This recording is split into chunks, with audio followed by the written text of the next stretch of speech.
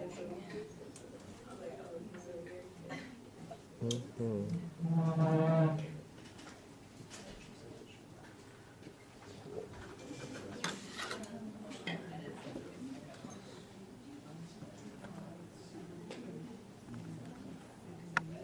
will be possibly. You think it would possibly be cool if I move around a little bit, or possibly sit there? I think you, yeah, dude, do what you need to do. Is someone calling you?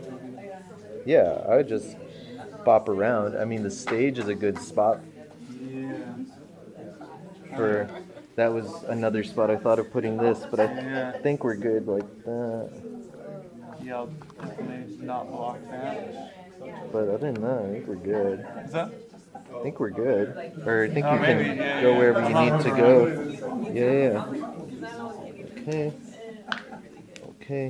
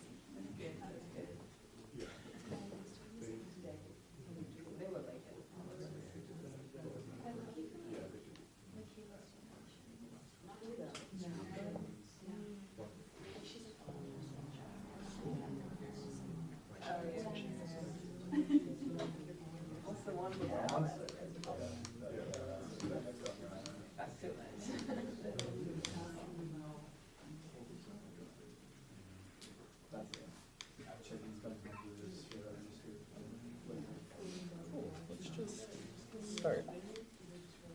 Let's just start. No, yeah. Do that. Okay, I'm done stalling. I was waiting for Amy, but Amy will show up eventually. What's up, everybody? This is the most low-key unpoetry. Yeah, welcome to unpoetry, everybody. Give a little applause. Yeah. Thanks for being here. Unpoetry, I guess, for the uninitiated. I thought this was going to be awkward for other people, and then it's like, no, it's kind of awkward for me. This is great. Unpoetry is a performance series, 1 to 4 times monthly performance series. We've been doing it, I've been doing it, depends on how you think of that, since 2022. So next year will be our 4-year anniversary. Yeah, we've been here for a few times. Legendary. And we've been all over the map. This tonight's Unpoetry is particularly special in that it is an all poetry Unpoetry. Because sometimes when you show up to Unpoetry, it's just noise or dancers. Or I mix all sorts of genres and mediums. Like tomorrow, I'm helping my friend Al. We set up this sound poetry festival in Polsbo. So it's like a 1 to 9 p.m. thing with lectures and a panel and maybe somebody scraping a fridge against another part of a fridge, that type of deal. So sometimes Unpoetry gets strange. This one is strange because it's not strange. And also, I don't think I've ever been to Gallery 1412 where people do this. Weird to start commenting so meta right out the gate. But thanks for being here. I'm also going to be the first reader. I always tell myself I'll remember everything I need to say, and then I completely forgot. So now we're buying time, and I'm the first performer, so that's great. That's good for me. And I think I'm on camera. Yeah, nailed it. I was going to get a different camera, but I don't have my poems. And then, wait, let me get my poems, and then this is kind of how it always goes. Welcome to it. There's a bag of poems. Bag of poems. Oh wait, I think it's over here. Got it. Oh, bag of poems.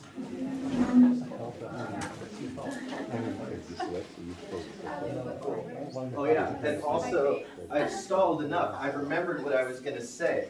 What are we doing here? Unpoetry, 4 years, Yeah, 4 years, and then there's a newsletter sign up if you're into that. I send out a monthly newsletter every, between the 1st and the 5th of every month, because I'm a very generous editor. And that includes my events, and then also just like a blog, and also like a calendar of events that I find around town. So I essentially just use Instagram, so y'all don't have to. Shout outs, I've been doing interviews recently, that was kind of cool.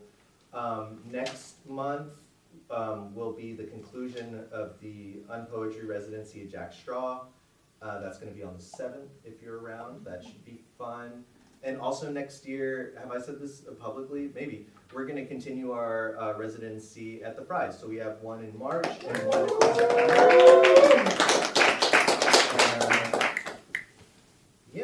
yeah, so that's kind of the whole unpoetry spiel. I guess sometimes it's long. It might be long later. Who knows? And now we'll get into the performance part. It's always weird to like host and then perform because, well, I just want to talk more than anything. We'll see if I can get through a poem. Lately, I've been reading poems, giving up halfway through, and then just talking anyways. So that might just end up happening. Do you ever switch it up and do poem voice for hosting intro and host voice for poem reading? Wait, say that one more time. What? Do you ever switch up? Do you have like different voices for readings, and so do you ever do like the poem voice for hosting intro? Oh, interesting. Okay, let's see. So poem voice for intro. I just feel like I Hello and welcome to Unpoetry. We've been going for almost 4 years now, and because we've been going 4 years, we are very multidisciplinary. Sometimes the multidisciplinary nature of Unpoetry means that only having poetry at Gallery 1412 is the strangest thing we could do that month. Nice. And that's why I haven't really been reading poems, because I've been hating the art of my own artifice, right? Like I've been doing it enough that it's like kind of horseshit. I mean, I guess it's cool, but it's just what I do naturally, but it is also annoying for me. Oh, and then what was the other one? Read poems in the normal voice? In the host voice. I always have I have to put a persona on whenever I like get in front of people, so I'm like, that's almost more of a poem voice to me than it is reading the actual poem. Anyway, this is your show. Yeah, this is messing with you. Cody Stetzel with other people's poems, everybody. How do I do it?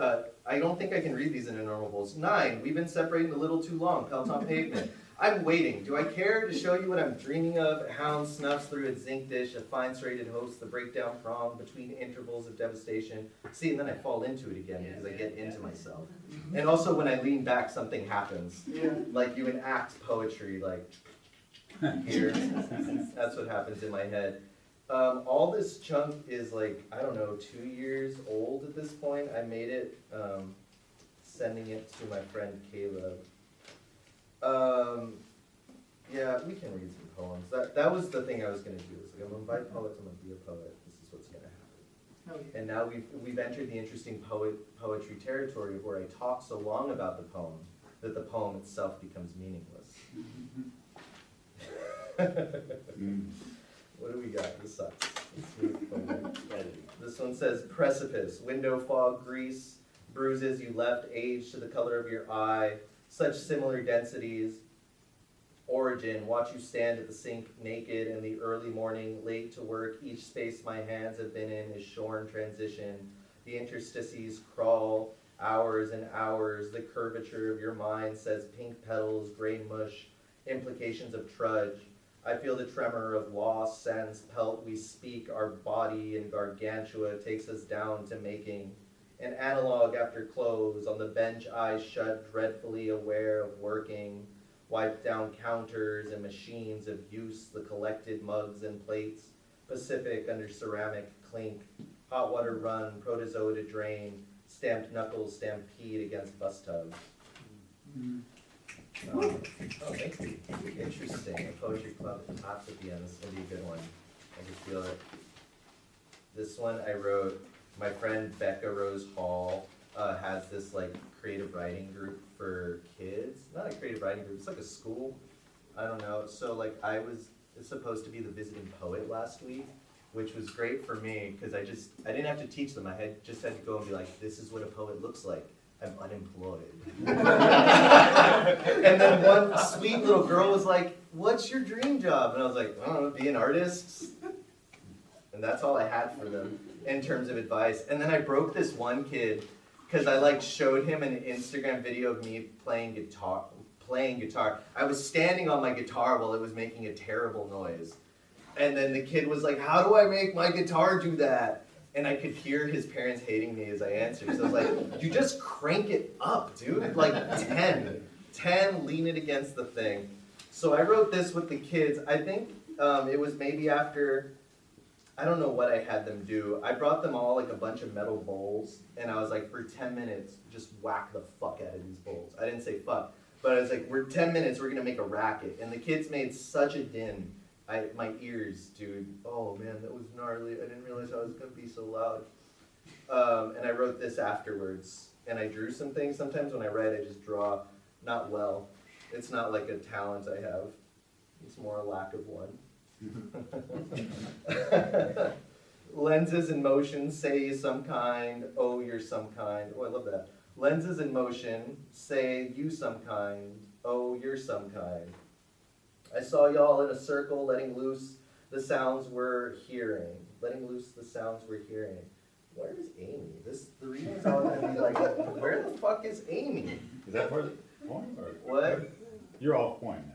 Oh yes, I've gone off the rails. But how prophetic if I would have written, where's Amy? Prophetic, yeah, just where's Amy? And then I awake from my fugue state. And I'm like, oh, what happens? This one just has circles on it. I like dumb things now. It just says every when, no then, be mine. That one's kind of sweet. Oh, I just remembered.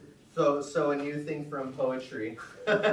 We're going back to the other thing. A new thing from poetry that I'm going to try next year, because I applied for a For Culture launch grant, which I didn't get, but undeterred. The launch grant would have just essentially turned this thing into like a nonprofit, which would have given me funds and funds to pay everyone for the next 3 years.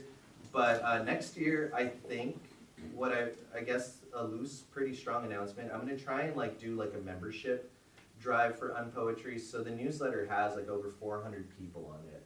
And so if at least half of those people gave $10, or if everyone gave $5, then you have about $2,000 a month. We've been operating on about a $10,000 budget, which is 8 for the artists and 2 for me. And that's a pretty small, flexible budget, given that like I do about 4 events a month sometimes. So next year we're gonna do a membership, and this isn't a sell for the membership, but the thing I'm excited about, that I had this idea, I was like, fuck yeah. I went to the farmer's market, and then I came out of the farmer's market with an idea. And the farmer's market part doesn't matter, it just seems romantic. And I say like, I was at the farmer's market. But yeah, I think next year we're gonna do 2 Unpoetry collections, and keep that rolling for a year. So every 6 months, so in the July-June window and the November-December window, we'll release like some Unpoetry. I've just been calling them collections because they could be a curated chapbook of many artists, they could be a photo book of one artist, they could be a thumb drive if I find some weirdo who does things that only thumb drives can hold, cassettes, CDs, and that should be fun to do next year. So if you're into that, sign up to the newsletter, and then you can find all the links. And this somehow is the strangest set I've done, because it's been informative, it has a lot of crowd work, and also I read poems in many different voices. And I think I'm almost done sawing. I feel like I've been here for a while, right? Where is Amy? I don't know. So, I don't know where the fuck Amy is. I don't know, that's the mystery. I think that's it. I can't remember my own order, so now we're gonna look at Instagram together to find the order in which I'm pretty sure it's Emily first, but I don't know. I feel like I've been here for a while. Do I need to read another poem? One more poem. Great. Yeah, no one has ever. That's nice, y'all. It's nice, y'all, to indulge me. One more poem. You're allowed only one more. Only one. Only you all. I like it, dude. I like your style. One more. No fucking with it. Impress. Sugarcane, private 14. Letters take a while to reach the or else before leaving the living room. The I love you says of groups to herd and tribe, the nature of its meaning is its meaning. See, I cannot help but respond to your poems as they speak through me again. And I cannot remember anything stable, but all today their waves shook the pool again, clutching. The space between my hearing phonology and recreating it is the talking in your head of my head in the language that films itself into poetry, reconnecting the spaces of its sameness. In the way these are passing days is the same way that these gons count the missingness from their own alphabets. See, the many nights spent are also whistling. See, the cowboys all gone home, been trying to sell all the things they can on the bar top. Pregnant as Z, proven late night car rides, just close enough. You understand what I'm saying. Remember, it's never just one thing I'm saying, really. It's in talking about the same beats over, the turning around, the last pylon. There's many things all at once being said. One thing, two things, five things. It's not so much about inside knowledge, so much as it is about the plurality, the multidimensionality of words. That's probably good. It's great. Nice. All right. Thanks, everyone. We have poetried so hard. We've hosted hard. We've talked to Cody. All important interreading. I think up next we have Emily. Does that feel right to you, Emily? Hey, fuck yeah, Amy's here. You can't read, but Woogie's here. Interesting development. Cool. We've been wondering where you were together. Thanks for being here, Amy. Hey, Sully's here too. Anyways, we don't have to do this fucking fishbowl game. Everybody, Emily Mundy. Iridescent web, you are a witness, asked for nothing other than to see and to love. Now is not the time for poetry, though it is here. Now is not the time for labor, though the pulse roils feverishly. Uncanny obligation will find you soon enough. Here is a simple and convincing solution. Dissipate your language, and let the glow of greens swallow you in silent light.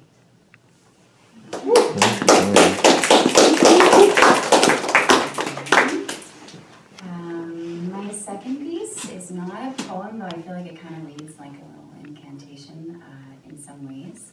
I am deep in the process of writing a book on devotion. It is a prose book. I think it's micro essays, and so right now I'm in this 3-month process I'm calling the Devotion Portal, and it's totally normal and sane. I'm not doing like weird shit every single day, man. But this came out of that, and the writing is really different and unexpected.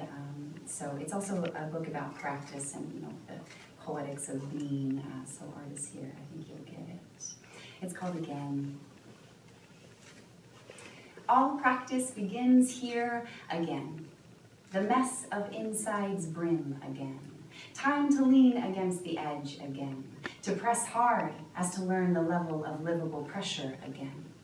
What wants to be made comes as a visitation again.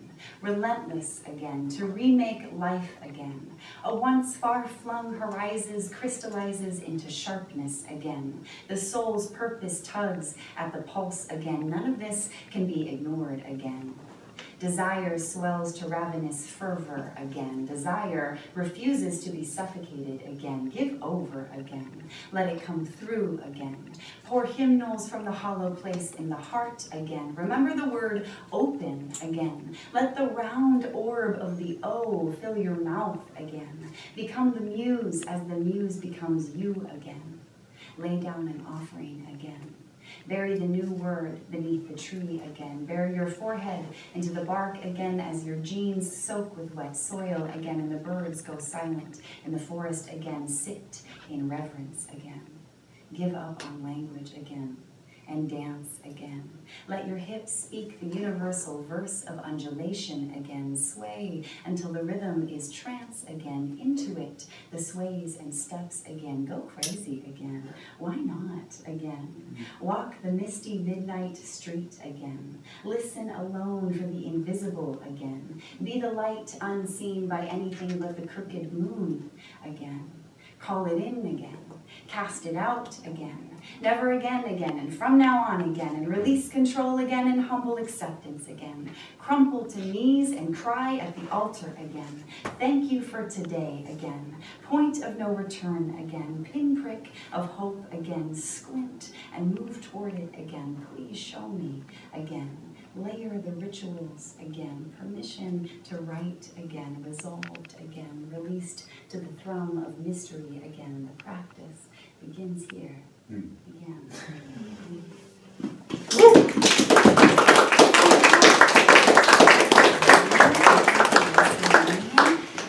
I just have one more, and if you know my work a little bit, you know that I'm obsessed with writing about the seeds and the garden and the moon, and that's pretty much all this is.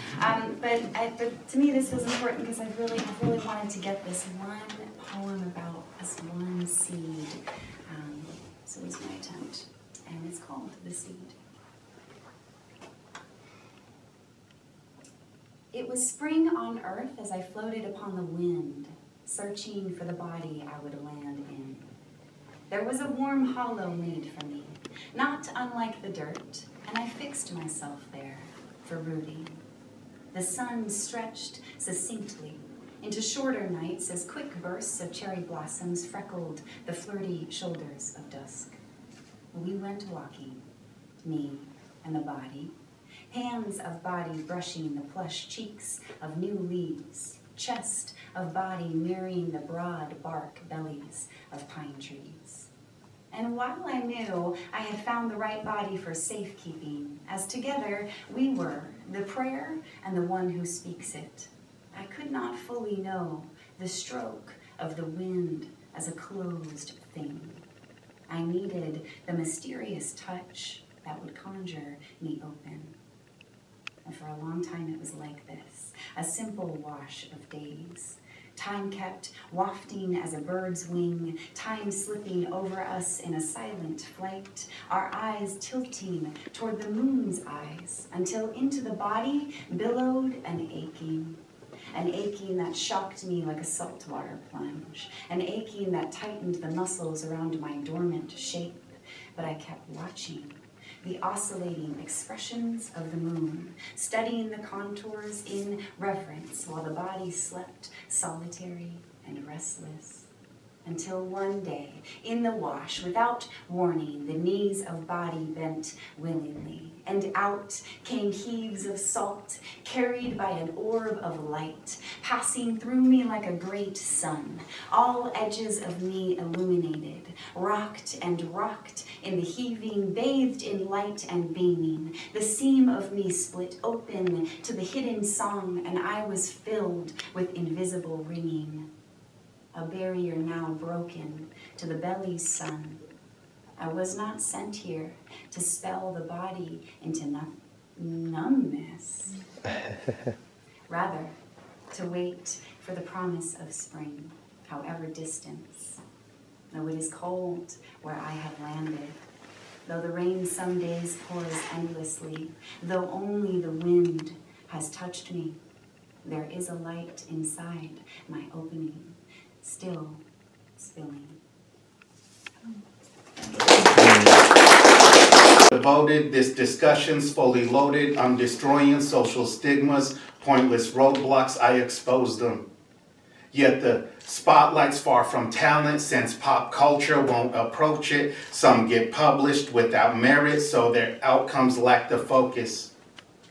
Ancient literature's historic, it's the knowledge, neocortex, spirit's motive, drove what wrote them, written stories in a vortex. Courtship written throughout romance, heartbreak scribbled in misfortune, seize the moment, every morning, floodgates open, passion pouring.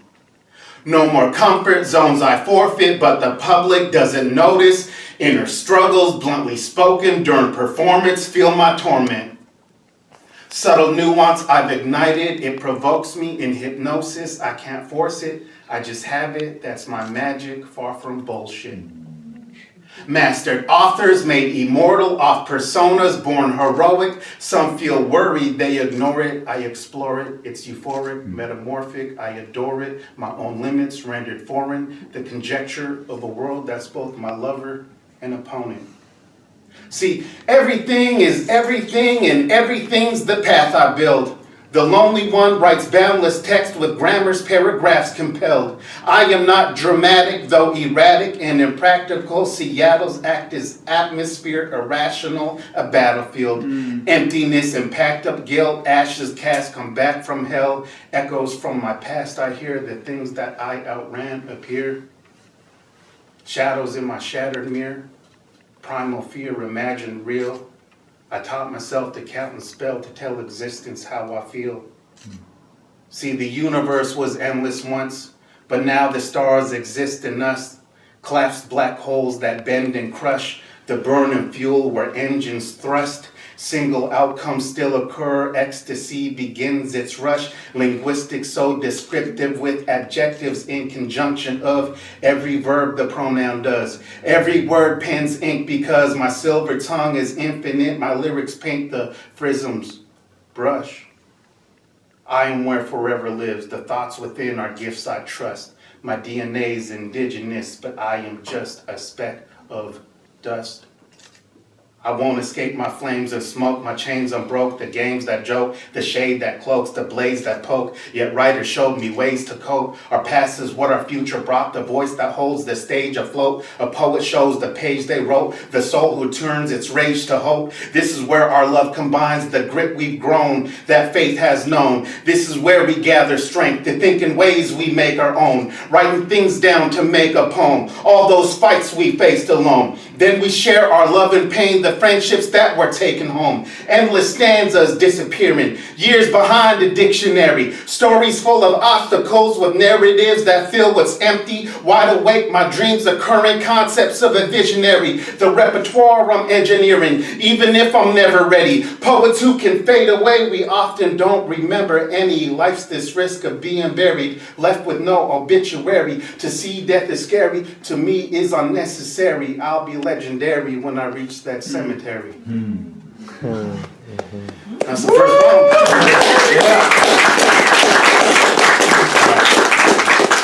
So usually I do a poem for me, that was for me. And then this poem was for you guys. So this poem is about toxic relationships, right? So think about like the best, worst person you ever dated. At some point you were like, you know, like, hey, this seems like a good idea.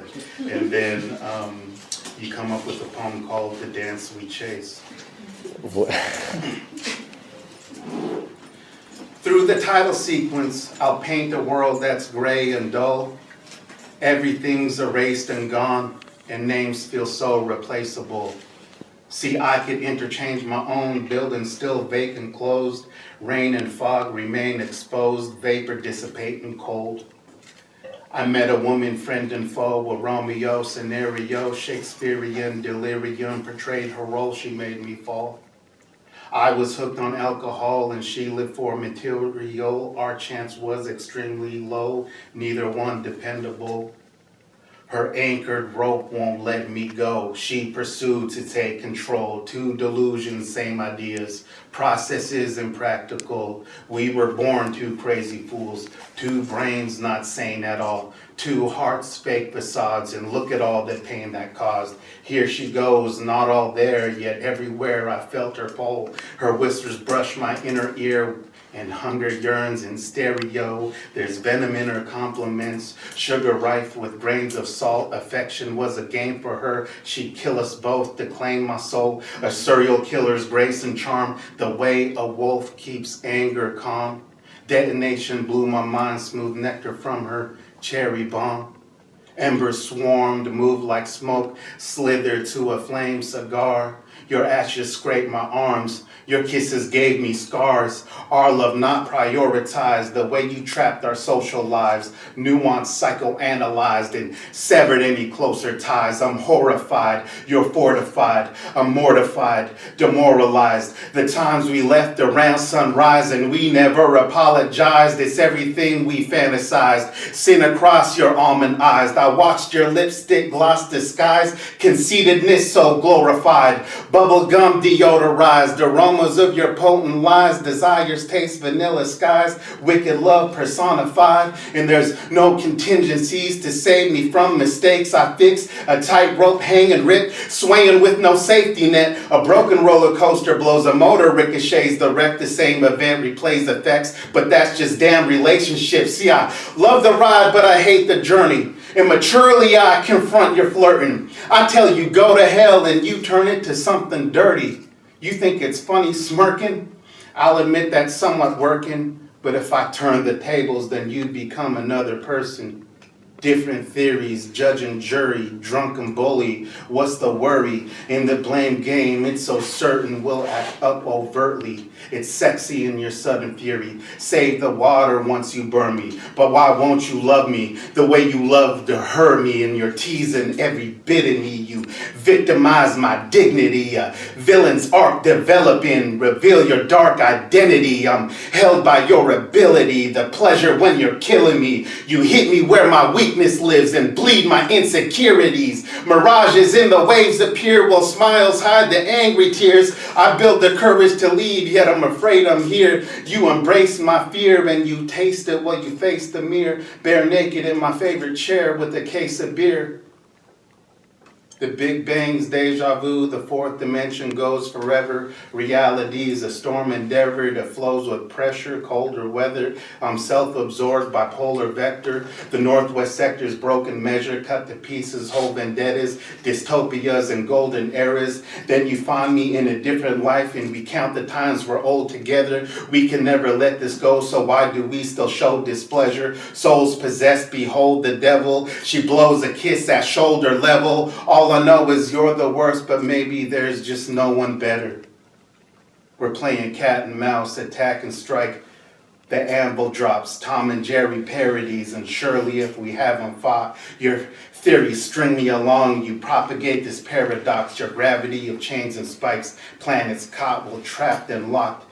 Venus destroys Mars and I'm the only astronaut. My character must just exist within confines to drive the plot. You act like a centerfold, you treat life like a glamour shot. Then you tend to laugh a lot, forget-me-nots an afterthought. Kiss me just to shut me up. Deception tastes like apricot. In arguments you fight yourself at night, it's like you shadow box. And it's honeymoon by noontime. Then we're divorced after dark, and I'd rather you take half my shit than take half my heart. Then I begin to leave, and you petition chivalry. The situation's slippery, and I won't give you victory. You keep me in imprisonment, and I'm not even listening. If you said you love me, I would say that's interesting.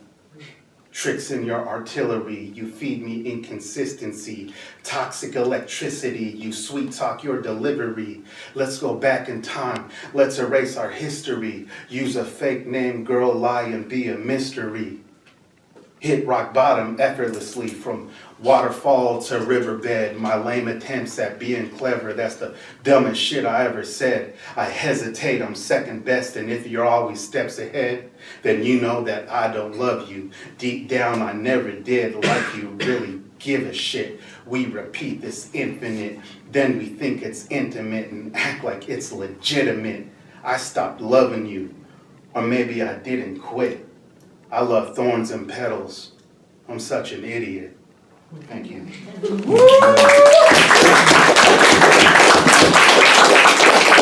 Razor blade tongue. I keep a sharp blade under my tongue, tucked for dual purpose. I use it to slit the fleshy tissue so I would feel the sting of sapa if ever I bring a chalice of wine close to my lips. I've drank poison out of pretty and ugly lips before, back when my tongue was as smooth as a sand beach. Now it is coated with ridges. and you can trace my cuts along my geography with your tongue, but then I would have to cut you. This one's called Grief Chamber. How do you grieve someone living? I've been wishing you dead for so long, my heart sometimes forgets yours is still beating. It's a place I seldom visit. Somewhere in the crawl space between the chambers of my heart, I built a shrine for you and all my disappointments, hoping this would absolve both of us of our sins. I don't pay much visit there because it's costly to look at me, to look at you and see myself reflected back. If I linger here, I know what they'll say, and I wish that was all that cost me to visit this place. But while they can see the chips on my shoulder, what they can't see is the cracks on the wall of this room that spreads across my chest cavity and breaks me open. It breaks me that I can't love you the way I really want to, because you will not love me in the ways I need. It breaks me to also know that you loved me to your capacity, that this was your capacity because you were deprived of love and care at your most tender, so you became all tough tissue. It breaks me to see all the ways you've been broken. It breaks to know that you'll never acknowledge them, so I cannot either.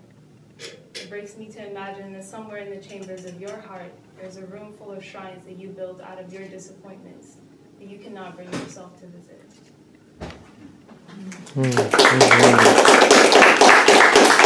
For now, anyway. The ridges of my ribs resemble the sky, with gills breaking open to gasp in a breath. I never thought the sky could ever be short of breath, short of anything. How divine is this humility that I can even look to the heavens and see myself reflected in all my shortcomings, in all my infinite everythingness. The sky is my earth also, and it grounds me to know that I come from and carry cosmos, and this is what Jesus prayed for when he said, "Let it be on earth as it is in heaven." And Thich Nhat Hanh said, "We bless the earth with each step we take, and the heavens too need our touch, and someday your tenderness will reach it." I'm giving my diaphragm now as much room to board courage as it does breath.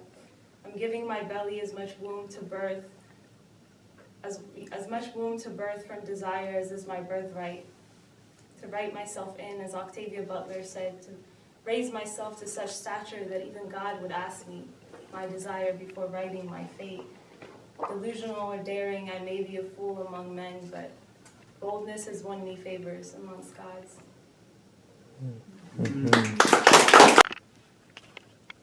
My Eden blooms from bosoms of mother's teeth cracked, tits sucked dry from gnashing teeth and gums, because that is what tits are there for, to be milked and honeyed with split tongue and taloned teeth, whispered sweet nothings. My Eden blooms from cracked soil that doesn't know the mercy of sun. Harsh seasons only gave way for weeds and hash-filled lungs to breathe. My Eden blooms out of pit of fruits, of words I swallowed but still live in my throat, like an Adam's apple bobbing in water, in truth, ready to break surface, no longer waiting for daring teeth to bite. Hush, girl, bite back your tongue, your tears, yourself, your fears, and still, in the pit of my stomach, seeds took root, and my words bore fruit. My Eden blooms bloody, like bright red berries and clusters of white flowers in the dead of December. My Toyin tree stands tall on leaves, hearts, and empires fall. Thank you. Sinister molar on display, the young Christian might have looked away. But Mary Magdalene's molar was magnificent. There, in the yellow enamel of the crown, suspended in a glass box, she saw the rays of the sun. The sun filled the gallery. It took her eyes away. 3. Or were there pink moons she saw in the branches of the tree? The trout, the grocer, the silver scales in the sky. She kissed the crust again. Again, the gate. Again, the moon. 4. But what does the kingdom of heaven taste like? she asked, hesitant to sink her canines into anything without knowing what she was getting into.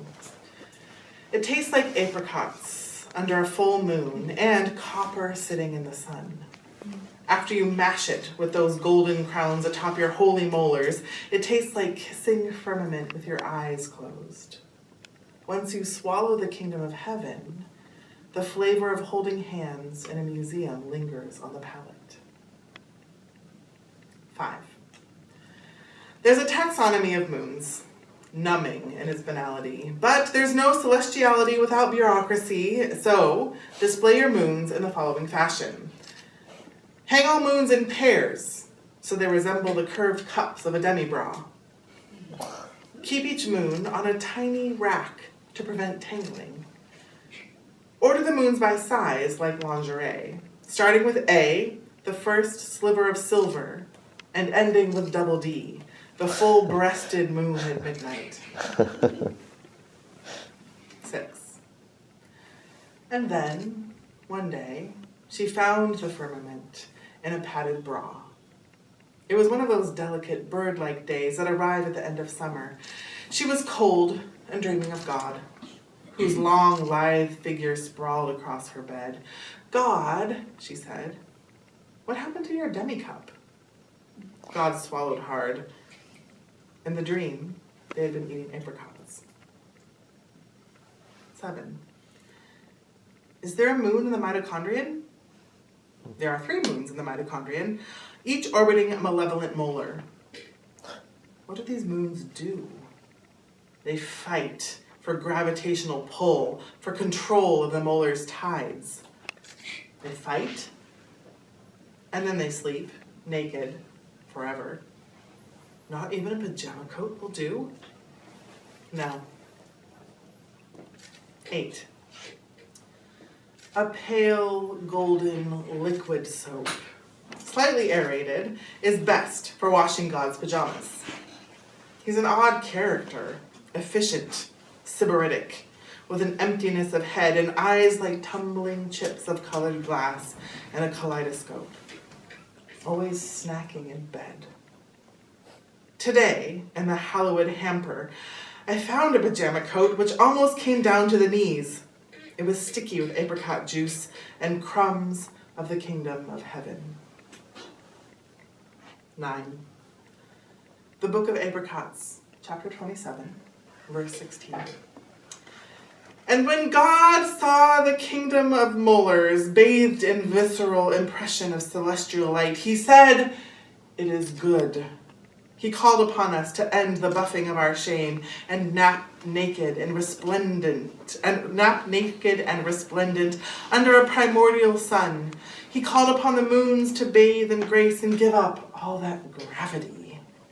He stretched out across the firmament, watched the dawn, and murmured, "I'm amazed I should be allowed to witness such a thing." 10. In the back of the barn, God playing with corn. They will use this to make syrup, she says. They will spread this syrup around the world. As God spoke, a bright light filled the barn, revealing the hills of crumbs under her feet. The hills were small, sand-like, and shimmered in the golden light.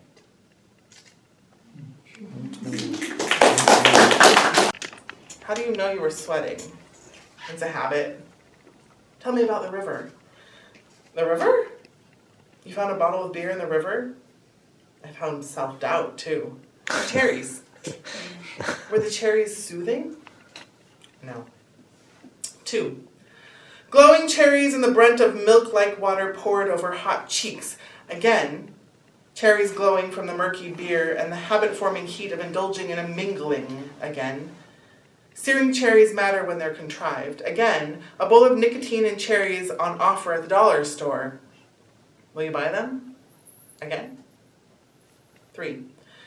It's not very funny at the boatyard. Everything's a matter of risk. Everyone's neck is on the line. Everything has a price. Do you know the cost? It's life or death. Not funny. No one drinks beer or slaps a knee. No one's cheeks glow like cherries from a chuckle.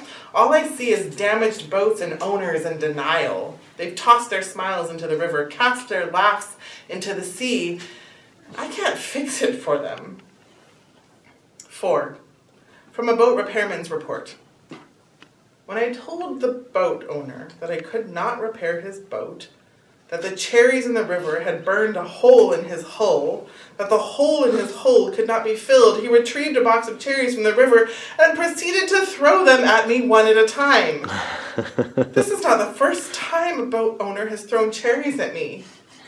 If I could have all the cherries removed from the river, I would, but I am only a repairman. Some things are out of my control. 5. What happened to all the dreams? We tossed them into the river. At the source? That was the idea. But they sank. The dreams sank at the source and formed a layer on the river floor. Swimmers say they look like costumes. Do they? They say the floor is full of corsets, boots, and top hats. And beer bottles. Sometimes they swim into an island of beer bottles. It's a rehearsal, isn't it? It is. 6. Out of that little boat came a horrific deluge.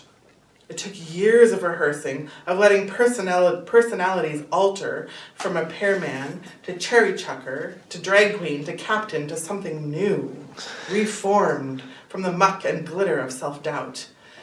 By the time it was ready, that little boat sat so low in the milk, they were sure it was sunk. And then it burst forth. A comedian. 7. I couldn't believe it.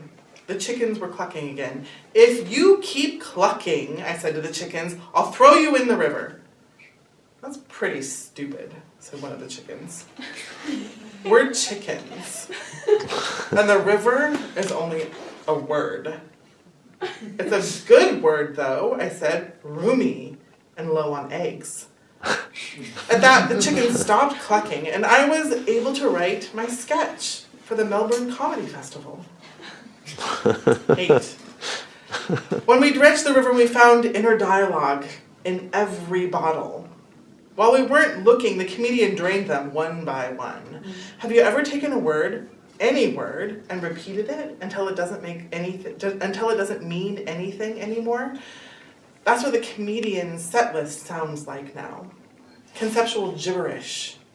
But have you ever taken conceptual gibberish and listened to it until it starts to mean something? You should try it. 9. Some jokes for the Melbourne Comedy Festival. 1. You know that feeling when you're frog hopping across a peninsula? You could disappear in that kind of lingering. 2. Children giddy over vegetables. Am I right? 3. So this one time I bought a sheet of rain and asked the clerk what the thread count was. You know what he said? The longest driveway imaginable. Can you believe that? 4. If there's one thing I've learned from eating cherries, it's that nothing stops the kinetic sculpture race, if you know what I mean. 5. No, but seriously though, there's nothing like $1 bowl of beans and rice at the co-op. It only takes one bite and you're like, who are you? 10. And then I realized I never owned a bike. Only the idea of a bike. Everyone laughed, but their laughter was forced and left him wondering if he should have stayed in the milk far away from the Melbourne's mouths. Desperate, wondering who he was, he mimed himself mounting a bike, and he rode the bike in circles across the stage. The laughter continued, searing him like hot rain, and he rode his bike off stage, reminding the audience of a tomato falling off a table. Okay. Actually, first though, does anyone have a friend who's here with them? Yeah. Okay. Look at your friend for just a minute. See your friends. Yeah. Okay. The worst advice I will ever give you. Go ahead. What? Fuck your friends. Yeah. That one. Think for a minute. Yeah. That one too. Look around. Look at their eyes a little too long. Oh God. How long do you normally look at their eyes? How much longer is longer than that? Notice the exact color of their irises. When you see that color, never don't think of their eyes. Watch each other whenever you eat oranges. Observe the way your friend's thumb slides between the sections. How your friend pries apart the wedges. What do they do with the juice on their fingers? What do their mouths do when they take the first bite? Never don't watch their mouths when they eat. From now on, when you eat oranges, think, go ahead. From now on, when you hug your friends, feel it. Measure the press in pounds per square inch. Map the borders where your bodies meet. Count the seconds. Draw a heat map in your mind. Become illiterate. Misread every gesture. Our thighs bumped under the table. They leaned in close to talk to me. They looked at my eyes a little too long. Assume everything could be the thing that leads to the next thing, and then the thing, which is fucking your friends. Go ahead. Run headlong into stupid. Crash against dumb's rocky shores. Collect regrets like silver dollars. Burn bridges like they're birthday candles. Change everything irrevocably forever. And remember, irises, heat maps, and oranges.